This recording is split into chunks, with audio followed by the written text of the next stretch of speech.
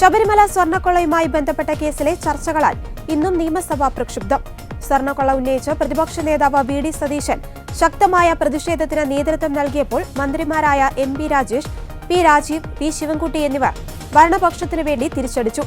സഭയിലെ സംഘർഷങ്ങൾ കോപ്രായമാണെന്ന മുഖ്യമന്ത്രിയുടെ ഇന്നലത്തെ പരാമർശത്തെ രൂക്ഷമായി വിമർശിച്ചുകൊണ്ടാണ് പ്രതിപക്ഷ നേതാവ് വി.ഡി. സതീശൻ തുടങ്ങിയത്. കഴിഞ്ഞ ദിവസത്തെ സംഘർഷത്തിൽ വാച്ച് ആൻഡ് വാർഡിനെ പ്രതിപക്ഷം മർദ്ദിച്ചെന്ന ആരോപണം സതീശൻ നിഷേധിച്ചു. സോണിയാഗാന്ധിയെയും പ്രിയങ്ക ഗാന്ധിയെയും അധിക്ഷേപിക്കുന്ന പരാമർശങ്ങൾ സഭാരേഖകളിൽ നിന്ന് മാറ്റണമെന്നും അദ്ദേഹം ആവശ്യപ്പെട്ടു. എന്നാൽ ഡയസിൽ കയറി ഹൈജമ്പ് നടത്തുന്ന പ്രതിപക്ഷത്തിന് ആ കായിക ഇനത്തിൽ നല്ല ഭാവിയുണ്ടെന്നായിരുന്നു മന്ത്രി എം.പി. രാജേഷിന്റെ പരിഹാസം. മുഖ്യമന്ത്രി ഉണ്ണികൃഷ്ണൻ പോറ്റിക്കൊപ്പം സോണിയാഗാന്ധി നിൽക്കുന്ന ഫോട്ടോ ഇന്നും ഭരണപക്ഷം ആയുധമാക്കി. സ്വർണം കെട്ടവർക്ക് സോണിയാഗാന്ധിയെ കാണാൻ അവസരമൊരുക്കിയത് ആരാണെന്ന് കോൺഗ്രസ് വ്യക്തമാക്കണമെന്ന് മന്ത്രി പി. രാജീവ് ആവശ്യപ്പെട്ടു.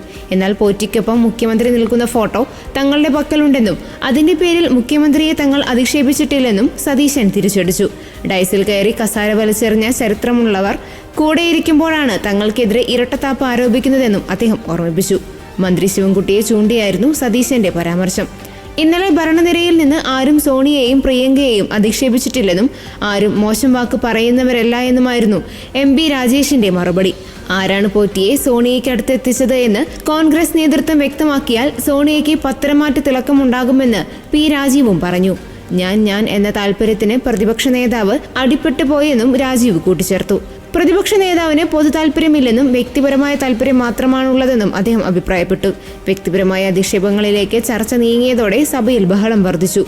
വി.ഡി. സതീശൻ ഗോൾവാൾക്കറുടെ ചിത്രത്തിനു മുന്നിൽ വിളക്ക് കൊളുത്തിയ ആളാണെന്നും അനുരാഗ് റാങ്കൂറിനെ കെട്ടിപ്പിടിച്ച ആളാണെന്നും എം.പി. രാജേഷ് തിരിച്ചടിച്ചു. രാഹുൽ ഗാന്ധി മോദിയെ കെട്ടിപ്പിടിച്ച കാര്യമടക്കം രാജേഷ് ചൂണ്ടിക്കാട്ടി.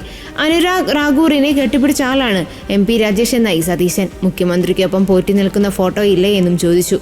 എന്തുകൊണ്ട് പോറ്റി മുഖ്യമന്ത്രിക്കൊപ്പമുള്ള ഫോട്ടോയെക്കുറിച്ച് രാജീവ് പറയുന്നില്ല എന്നും സതീശൻ ആരാഞ്ഞു. ആ ഫോട്ടോയുടെ പേരിൽ ഞങ്ങൾ മുഖ്യമന്ത്രിയെ അധിക്ഷേപിച്ചിട്ടില്ലെന്നും പ്രതിപക്ഷ നേതാവ് വിവരിച്ചു. പ്രതിപക്ഷ നേതാവിന് എല്ലാവരോടും പുച്ഛമാണെന്നും പൊതുവേദിയിൽ മോശം വാക്കുകൾ ഉപയോഗിക്കുന്നുവെന്നും മന്ത്രി ശിവൻകുട്ടി പരാതിപ്പെട്ടു. സഭയിലെ സമരം കനങ്കോലു പ്ലാൻ ചെയ്തതാണെന്നും ശിവൻകുട്ടി പറഞ്ഞു. കനങ്കോലുവിന്റെ അഭിപ്രായം ആണ് പ്രതിപക്ഷ നേതാവ് പറയുന്നത്. ഇന്നലെ ചെയ്തതെല്ലാം ഇന്ന് മാറ്റി പറയുന്നു. എല്ലാ തോന്നിവാസങ്ങളെയും ന്യായീകരിക്കുന്ന വ്യക്തിയായി വി.ഡി. സതീശൻ മാറി. മൂന്നാം പിണറായി സർക്കാർ വരുമെന്നും വിരട്ടൽ ഇങ്ങോട്ട് വേണ്ടെന്നും ശിവൻകുട്ടി പറഞ്ഞു. പല കാര്യങ്ങളും പറഞ്ഞാൽ പ്രതിപക്ഷം മുണ്ട് തലയിലിട്ട് ഇറങ്ങിപ്പോകേണ്ടി വരുമെന്നും അദ്ദേഹം കൂട്ടിച്ചേർത്തു. ഇതിനിടെ ബജറ്റ് സെക്ഷനാണെന്ന് മറക്കരുതെന്ന് ചൂണ്ടിക്കാട്ടി ധനമന്ത്രി കെ.എൻ. ബാലഗോപാലനും രംഗത്തെത്തി. കേരളത്തെ ബാധിക്കുന്ന വിഷയത്തെക്കുറിച്ച് ചർച്ചയില്ലെന്ന് പറഞ്ഞ അദ്ദേഹം ബെല്ലാരിയിൽ നിന്നുള്ള സ്വർണ്ണ വ്യാപാരിക്കൊപ്പം എങ്ങനെയാണ് പോറ്റി സോണിയാഗാന്ധിയുടെ വീട്ടിലെത്തിയതെന്ന ചോദ്യവും ഉയർത്തി. പ്രതിഷേധത്തിലും ബഹളത്തിനുമൊടുവിൽ പ്രതിപക്ഷം സഭ ബഹിഷ്കരിച്ച് ഇറങ്ങിപ്പോയി.